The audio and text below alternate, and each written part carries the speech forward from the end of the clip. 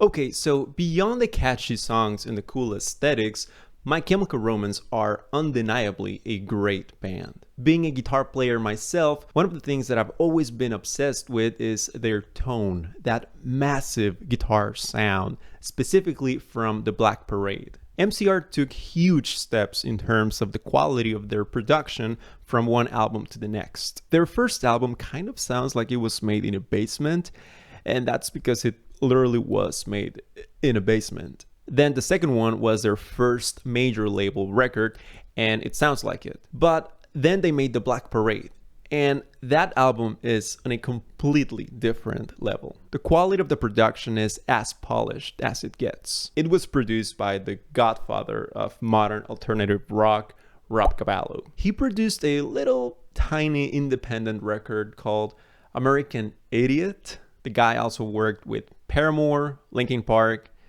He's a real deal.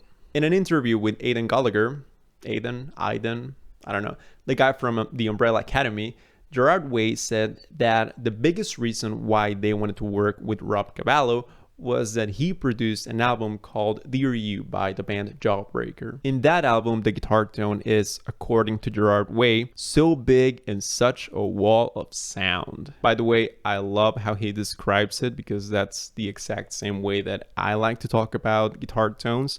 I usually describe a wall or a mass of sound, and people usually don't get it. The band was going after that kind of tone, and the guitars in the Black Parade ended up being a more extreme version of that. In 2007, Ray Toro did an interview with Seymour Duncan where he talked about his gear and all of that stuff. It's full of amazing information, but the one part that kind of blew my mind is where he's talking about layering guitars. Quote, on certain songs, like The End, which is the intro to the record, when the tone gets really heavy and the single note riff comes in, we stacked it by tracking the lowest octave on the guitar to the highest. It's that Brian May type mentality of making the guitars very symphonic. That's super cool.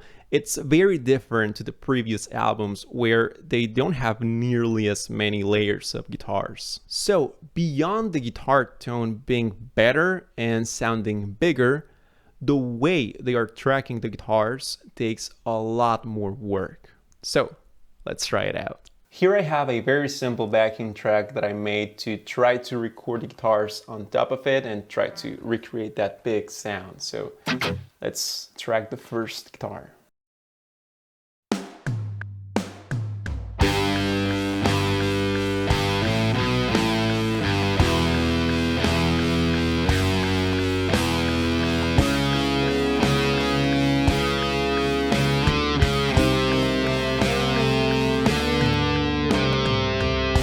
Now I'm gonna double that, so I'm gonna duplicate that track. Now I'm going to mute this one, and I'm just going to delete that event, and I'm going to track that again. So one is gonna go on the left side and the other one on the right, and now we have this.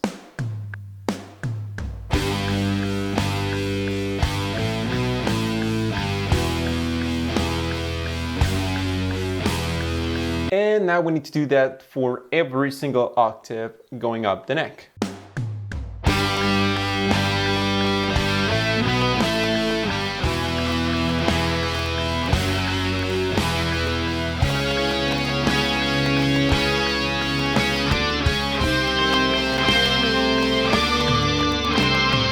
So I just adjusted the levels a little bit, and now it sounds like this.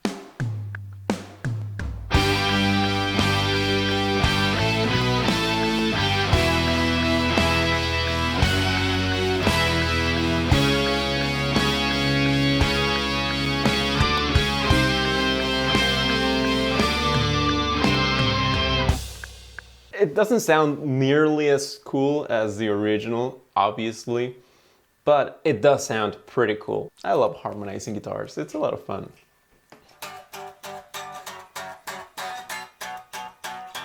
Layering and overdubbing are very usual things in professional studios. The music you hear from the big artists and the huge record labels usually has way more tracks than you would imagine. Sometimes when you want to make something sound professional, You simply need to record every single track that the music is asking for. I have been in situations where I'm producing a song and I can't convince the singer to track any overdubs or sing any vocal harmonies because they were lazy. They preferred to leave the song sounding like fucking karaoke night.